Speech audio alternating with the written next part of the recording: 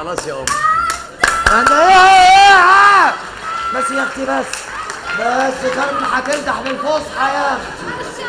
بس دي مش كارمن، ده انت عايشه مع نفسك يا ماما.